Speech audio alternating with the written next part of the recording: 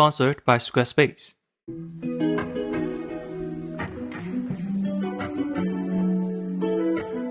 I'm going to say something that will piss people off. I don't think reading the original novel is a good way to get into Romance of the Three Kingdoms. Sure, it's easy for a Chinese person. By the time we touch the book, we already know the history and characters through cultural osmosis. But to an international audience, the character names look the same, the location names look the same, the 800,000 word epic is intimidating. That's why I recommend starting with a visual medium, replacing those chains of letters with actual faces. The iconography of the period is so well defined, once you are familiar with one visual adaptation, you are familiar with nearly all of them. From there, you can reread the book with vivid imagery, or go into the deep end and watch that weird SD Gundam adaptation. The Empire is your oyster. If you are interested, this is the video for you. The following are the most notable adaptations of Romance of the Three Kingdoms, TV, movies, and animations. I'll judge each adaptation on how enjoyable it is to watch, how faithful it is to the source material, and how friendly it is to a newcomer. Sit back, relax. These are the Three Kingdoms adaptations to get you started.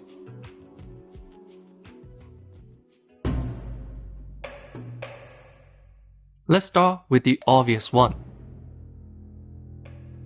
Despite being 30 years old, the 1994 TV series remains the definitive adaptation for the vast majority of Chinese people.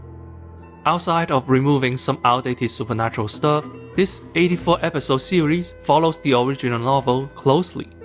A lot of the dialogues are lifted directly from the book. The classical Chinese speech faithfully expresses the grandiose of this war epic. 今天下三分，益州疲弊，此诚危急存亡之秋也。 As a state-funded production, the series has an unmatched sense of scale. While the techniques and the technology are a bit dated, the rawness of it has its charm. Actual ships and bases were set on fire, all shown in an unflourished helicopter shot. It has to be seen to be believed. The only downside, in my opinion, is that it may have been too faithful to the text. The series often feels like a historical reenactment. Lü Bu's fall for Diao Chan is portrayed less romantically and more so as a destiny. His internal desires and emotions are pure and simple. Such is the narrative of larger-than-life heroes. They are often more symbols than they are humans. If you don't have a prior attachment to these characters, it might not be that engaging to watch. Otherwise, this is as good as it gets. The series is available legally for free in its entirety on YouTube. Various fan subs can be found online. S tier.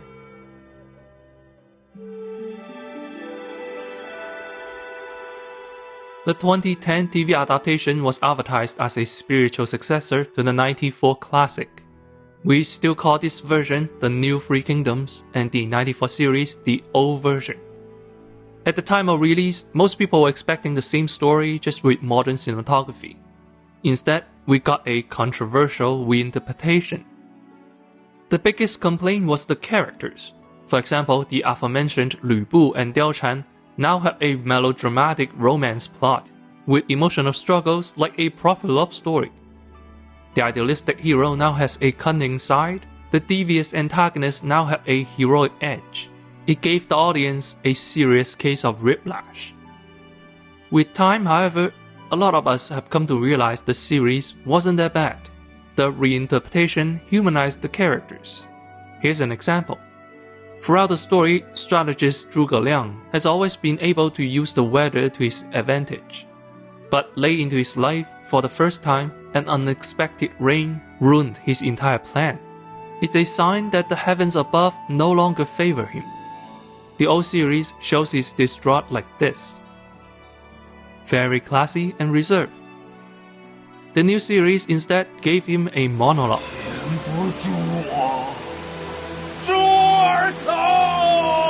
This change lets the characters express the emotions, which made it more approachable. The entire series can be found online, complete with English subtitles, making this one of the most accessible versions. B tier.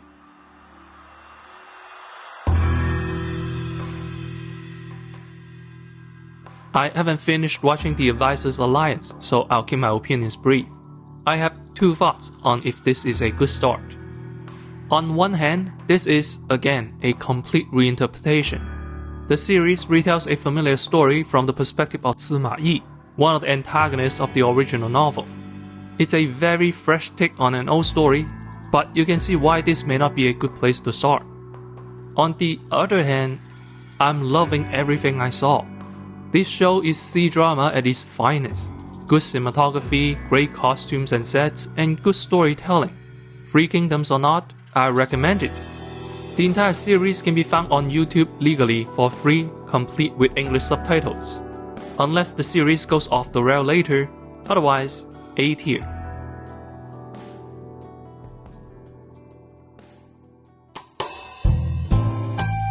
Say, if you want to publish a tier list on Three Kingdoms adaptations, but don't want to deal with the comments calling you an idiot for liking the 2010 series, firstly, that's oddly specific. Secondly, you should use Squarespace, make a website, and publish it there. These days, the most insightful discussions I find are all from personal blogs and forums. The main reason, I think, is that there is no algorithm to incentivize contrarian engagement baits. That's what I mean when I say your website is your own haven. With Squarespace Fluid Engine and numerous pre-made templates, creating a website is simple and straightforward. You can also find video tutorials and 24/7 support. No matter how ambitious your website is, Squarespace is here to help. Start your free trial at squarespace.com/accentedcinema, use the code accentedcinema and you can get 10% off your first purchase. Why limit your voice to the whims of others when you can express in your own way? Visit squarespace.com/accentedcinema and start today.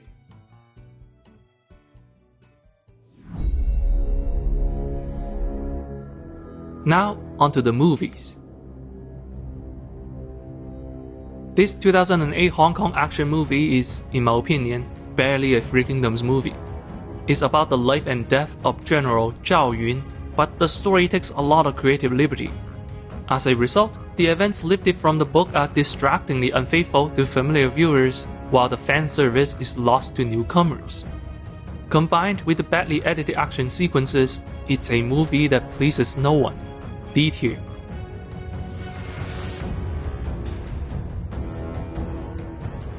John Woo's two-part epic needs no introduction. If you haven't seen the film, just go watch it. Director John Woo did an excellent job at condensing the story, making it accessible to an international audience without watering things down too much. The only note is that John Woo's characters are not book accurate. Instead, they are folk accurate, as in they stay true to the popular perception, which often deviates from the original text. For example, Zhou Yu in the book is a talented but envious man. That's not very heroic, so John Woo removed that flaw and made him a more appealing character, to be more in line with public expectations. While you won't get the whole story from just two films, it's more than enough to get your feet wet. A tier.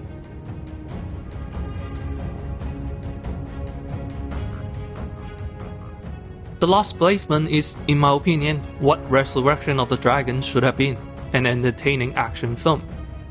Based on a story awkwardly translated as Guan Yu crosses 5 passes and slays 6 generals, the film tells Guan Yu's escape from Cao Cao and how he slays the 6 generals who come to stop him. Donnie Yen offers some great fights as always, but casting him as Guan Yu is unconvincing. Nevertheless, it's kick-ass kung fu, no complaints there. This sort of bite-sized story was actually how people used to enjoy the tales of the Three Kingdoms. They were shared by storytellers in tea houses or performed on the opera stage. In a strange way, this is quite an authentic experience. C tier.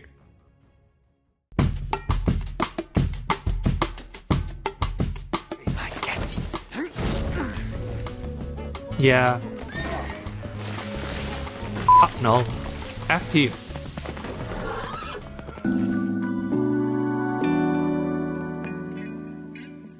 Last but not least, animations.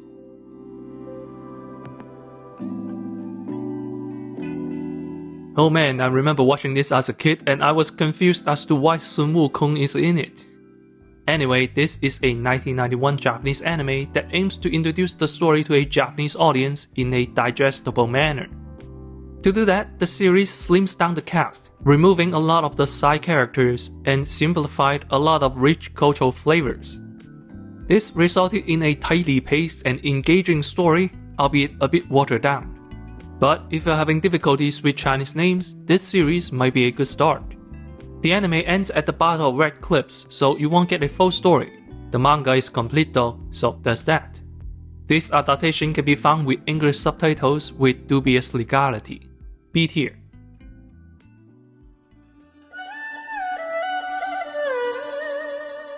And here we have my favorite version.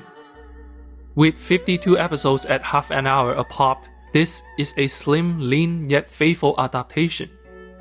Similar to the anime, this series does a good job at condensing the cast and events. In the old TV series, Zhuge Liang has an elaborate death. First, he's on his deathbed, telling the minister who his successors should be. He then requested to see the army.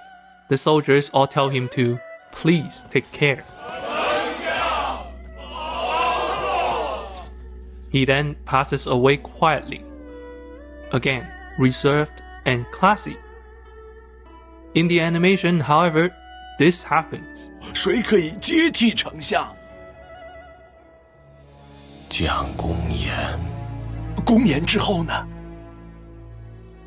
费文伟，他之后呢？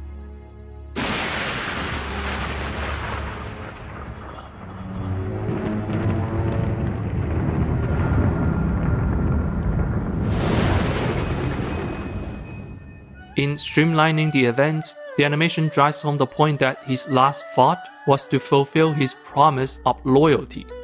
He died in the middle of working. It's efficient storytelling without losing the emotional impact. Highly recommended. The series is available online with dubious legality, with no English subtitles as far as I know.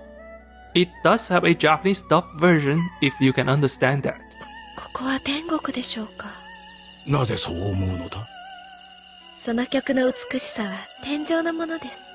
That's really the worst part of it. Such an amazing series left inaccessible to the world. S tier.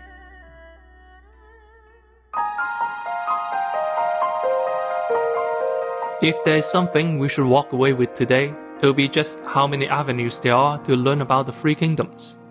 Dive headfirst into the text, go through a modernized adaptation, watch a movie adapted from an opera play, or ease yourself in with an anime. From girl panties to boy idols, action games, strategy games, or Tinder simulators, the best way to learn is the way you find most enjoyable.